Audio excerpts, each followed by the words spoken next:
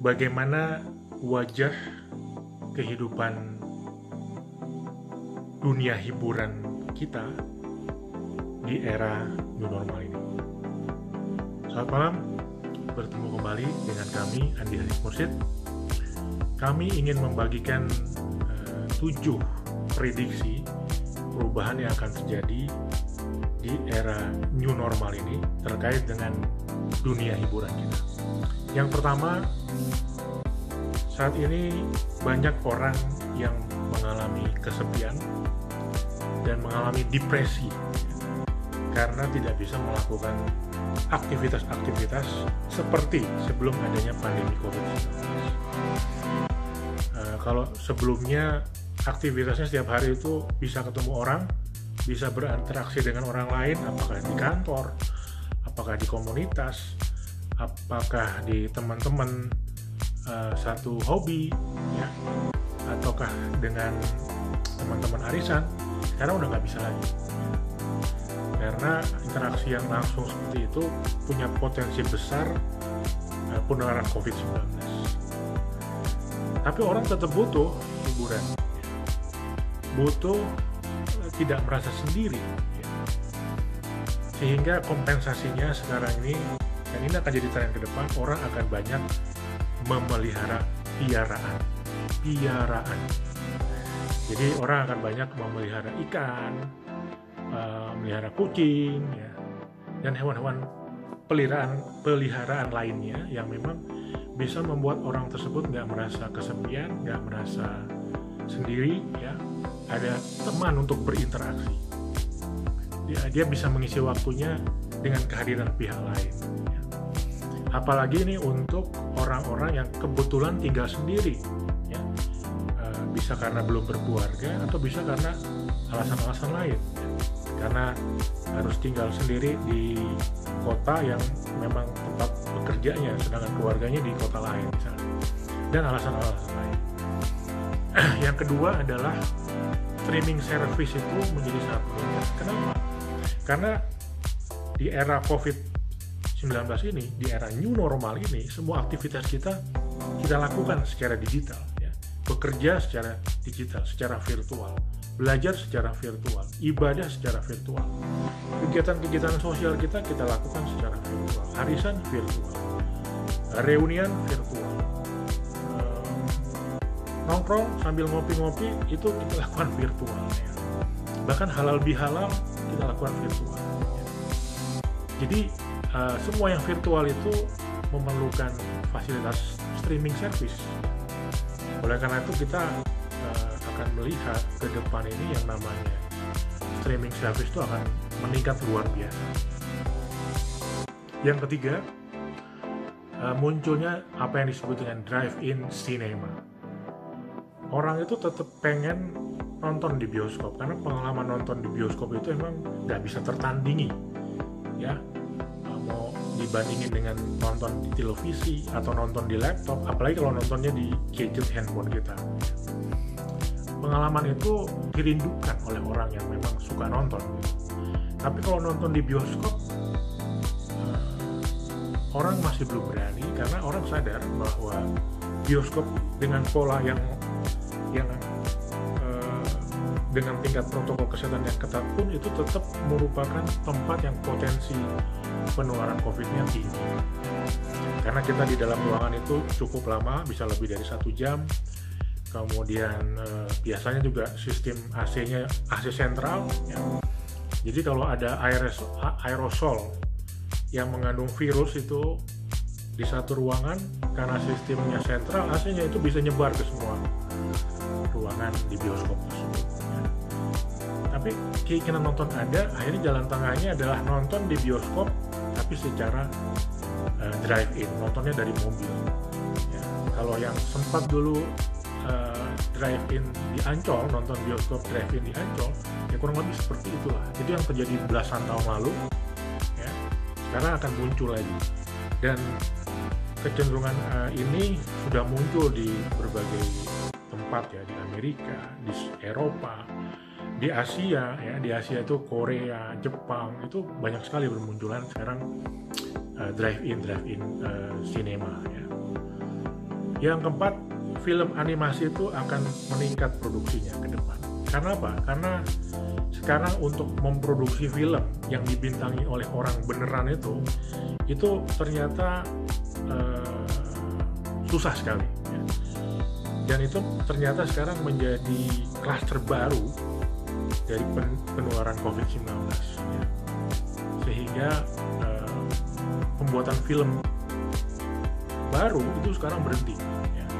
Film-film yang dalam proses pembuatan pun akhirnya di-stop. Kita mungkin masih segar ingatan kita, Tom Hanks itu terkena COVID-19 waktu pembuatan film di Australia. Bukan hanya Tom Hanks ya, istrinya pun juga begitu kena. Dan ini membuat industri perfilman menghentikan ya, semua pembuatan film-film baru, ya, menghentikan semua pemutaran film-film baru, ya, karena bioskop juga semua ditutup. Ya. Sehingga kompensasinya adalah akhirnya pembuatan film-film itu dilakukan dengan menggunakan aktor-aktor animasi. Mungkin kita masih ingat film Alita judulnya, seorang gadis muda yang melawan kezaliman di masa dan di daerahnya. Nah, dia sebagai aktor utama di dalam film tersebut, dan aktor ini adalah animasi. Sedangkan semua lawan mainnya tuh orang beneran. Kita hampir nggak bisa membedakan mana yang animasi, mana yang orang beneran, ya, karena teknologi animasi sekarang udah sangat canggih sekali, bisa menghasilkan yang persis sama dengan orang beneran gitu, secara visual. Kita juga mungkin masih segar ingatan kita film yang sangat bagus dan berhasil sebagai box office itu adalah Lion King, film mengenai dunia binatang ya. Di situ ada harimau, ada monyet, ada burung dan sebagainya, ada serigala dan lain-lain, dan itu semua animasi ya. Dan hasilnya benar-benar seperti real binatang beneran gitu. Jadi ke depan film-film seperti inilah yang akan banyak diproduksi sampai nanti diketemukannya vaksin dan orang-orang udah dapat vaksin semua, baru pembuatan film baru akan bermunculan lagi. Yang kelima, semua aktivitas hiburan yang dulu live, yang dulu kita saksikan di satu tempat dengan banyak orang, konser misalnya, itu sekarang akan berubah menjadi virtual. Jadi berbagai konser yang udah direncanakan di tahun 2020 ini batal semua. Kenapa? Karena sangat tidak aman melakukan konser secara dengan pola yang lama ya, hadir secara fisik. Tapi keinginan untuk menonton konser sangat tinggi di penggemar konser tersebut. Akhirnya jalan tengahnya konser dilakukan secara virtual. Dengan dukungan teknologi yang sudah sangat canggih sekarang, penggemarnya pun bisa mendapatkan pengalaman menonton konser yang gak kalah ya dari nonton secara beneran ya, live. Ya meskipun live tetap tidak bisa tertandingi, tapi pengalamannya mendekati itu. Yang keenam, sekarang e-sport itu meningkat dengan sangat besar. Banyak orang cari hiburan dengan melakukan e-sport, game online, dan lain-lain. Terutama di kalangan muda, di kalangan generasi milenial, generasi Z, ya, atau di kalangan generasi X yang masih usia muda, ya. Mereka kompensasinya karena nggak bisa main secara fisik, mainnya secara virtual lewat e-sport, lewat game online. Dan kita sekarang melihat penjualan semua peralatan pendukung untuk e-sport dan game online itu meningkat dengan sangat tinggi sekali. Dan yang terakhir, yang ketujuh adalah bahwa sekarang TV balik lagi ditonton oleh orang. Ya. TV ini udah hampir hilang ya, udah hampir dilupakan oleh orang, karena orang sekarang, orang sebelum pandemi itu sudah banyak yang mendengarkan siaran dari berbagai stasiun televisi itu lewat handphonenya, lewat laptopnya, ya. Karena bisa dilakukan di mana saja, kapan saja. Ya. Udah sangat sedikit yang nonton TV, nonton berita dari TV dan sebagainya. Tapi di era COVID-19 ini, di era pandemi COVID-19 dan era new normal ini, ternyata sekarang orang balik lagi untuk nonton di depan layar televisi. Kenapa? Karena layar televisi itu ternyata memang sangat ramah buat mata, dibandingkan dengan kita nonton dari laptop atau nonton dari gadget kita yang kecil banget gitu. Dan sekarang orang rela itu untuk berjam-jam ada di depan TV, ya, ibu-ibunya atau remajanya untuk nunggu film Korea diputar, ya. Ibu-ibunya nonton The World of Married, ya. Kalau anak-anaknya nonton apa? Azab ya, salah satu juga ya. Orang banyak nonton sinetron sekarang ya, karena banyak waktu di rumah untuk nonton acara-acara televisi yang bagus-bagus ya, baik dari dalam maupun dari luar negeri. Dan ya, TV yang paling enak sekarang untuk menonton.